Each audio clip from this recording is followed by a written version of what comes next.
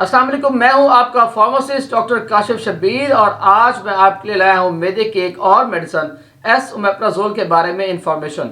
S-omeprazole एक proton pump inhibitor है जो कि गैस्ट्रिक एसिड सेक्रेशन को इनहिबिट कर रहा होता है। एस-ओमेप्राजोल मार्केट में कैप्सूल की फॉर्म में और इन्फ्यूजन की फॉर्म में अवेलेबल है।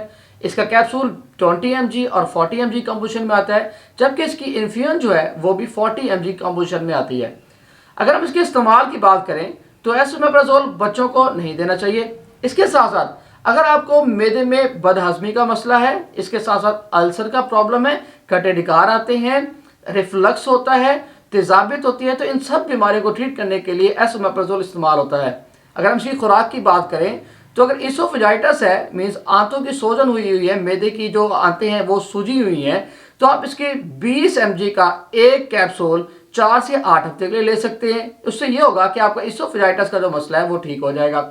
अगर गर्ड का मसला है, रिफ्लक्स आता है, एसिड आता है ऊपर की तरफ, रिफ्लक्स गैस्ट्रोइसोफेजियल रिफ्लक्स डिजीज है और उसमें इसोफेजाइटिस भी नहीं है, सोजन भी नहीं हुई, तो आप इसका 20 mg का एक कैप्सूल दिन में एक मरतबा 4 हफ्ते के लिए ले सकते हैं।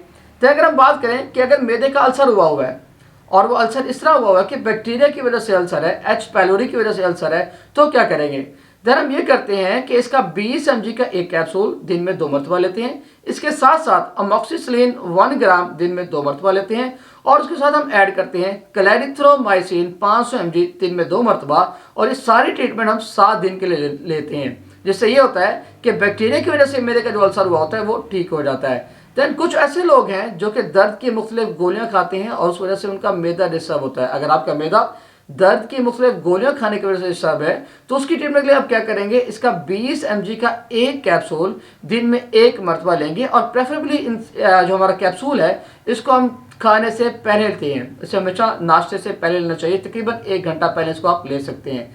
अगर मैं आपको बताऊं कि एसोमेप्राजोल मार्केट में हमारे पास कौन सा बेहतरीन प्रोडक्ट दस्तियाब है इसका, तो मार्केट में इसका सबसे बेहतरीन प्रोडक्ट जो है वो एस्विन के नाम से आता है। अब एस्विन जो है एक मार्टिन डॉव का प्रोडक्ट है, बहुत ही रिलायबल है और इसको हम अब जो मैंने आपको अलामत बताई है मैदे के किसी भी मसले को ट्रीट करने के लिए इस्तेमाल कर सकते हैं।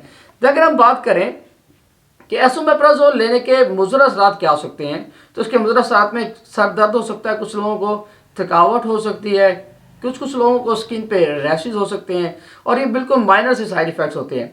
अगर हम बात करें क्या हमल में ये दवा इस्तेमाल की जा सकती है, तो बिल्कुल हम एसोमेप्राजोल को हमल में इस्तेमाल कर सकते हैं। इसका कोई ऐसा साइड इफ़ेक्ट है नहीं इसमें। अगर हम बात करें ऐसी माएँ जो अपने बच्चों को फीड कराती हैं, क्या वो ये मेडिसिन इस्तेमाल कर सकती हैं, तो उन्हें ये मेडिसिन लेते हुए इज्तनाब करना चाहिए, क्योंकि बाज़ औक़ात ये मदर के मिल्क से एक्सक्रीट हो रही होती है और बच्चों के लिए नुकसानदेह हो सकती है।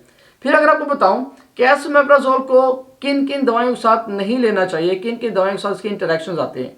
अगर आप एट द सेम टाइम जब आप एसोमेप्राजोल ले रहे हैं और उसके साथ साथ आप कोई एंटी फंगल ले रहे हैं, जैसा कि इट्राकोनाजोल है, कीटोकोनाजोल है, या इसके अलावा डाइजॉक्सिन ले रहे हैं, इसके अलावा फेनिटोइन, वारफरिन ले रहे हैं, या कोई खून पतला करने वाली दवाई क्लोपिडोग्रेल ले रहे हैं, तो वो एट द सेम टाइम आप उसको इसके साथ हरगिज़ इस्तेमाल ना करें, क्योंकि इससे इंटरेक्शन आते होते हैं। अगर हम बात करें इसकी कॉन्ट्रा इंडिकेशंस की कि किन किन लोगों को ये कैप्सूल नहीं लेना चाहिए, तो जनाब ऐसे लोग जिनको इस फार्मूले से, इस सॉल्ट से एलर्जी है, हाइपर सेंसिटिव हैं, वो इसे हरगिज़ ना लें। दैन ऐसे लोग जो कि एट द सेम टाइम कोई एंटी वायरल ले रहे हैं, कोई वायरस खत्म करने वाली मेडिसिन ले रहे हैं जैसे कि नेल्फिनाविर है, तो उनको भी सेम टाइम पे ये मेडिसिन नहीं लेनी चाहिए। दैन अगर हम बात करें इसके बारे में कुछ स्पेशल इंस्ट्रक्शंस हैं इस कैप्सूल को लेने के, जो मैं आपको बताया है एस्विन के, तो उसको कैसे लेना चाहिए। इसको हमेशा खाने से 1 घंटा पहले लेना चाहिए। दैन एक और दूसरी बात यह है कि इसको एज अ होल निगल लें, आप इस कैप्सूल को क्रश ना करें, इसको पीसे नहीं। हाँ, जिन लोगों को ये कैप्सूल निगलने से मसला होता है वो क्या करें, इस कैप्सूल को खोलें और इस कैप्सूल को खोलने के बाद क्या करें मैं आपको बता देता हूँ। ये देखिए ये कैप्सूल है, इस कैप्सूल को हम खोलेंगे, ये हमारा कैप्सूल आ गया। दैन इस कैप्सूल को हम 2 पोर्शन में डिवाइड करेंगे, इसमें मेडिसिन होती है। उस मेडिसिन को खोल के 1 चम्मच लेना है हमने एप्पल सॉस, उसमें डाल देना है। उसमें डालने के बाद आप उसको पी लें, तो इस तरह ये होगा कि मेडिसिन के सारे कंटेंट्स वैसे के वैसे आपकी बॉडी में चले जाएंगे और वैसे के वैसा ही हमें रिजल्ट मिलेगा जो कि हम मैदे के मुख्तलिफ बीमारियों को ट्रीट करने के लिए लेना चाह रहे हैं।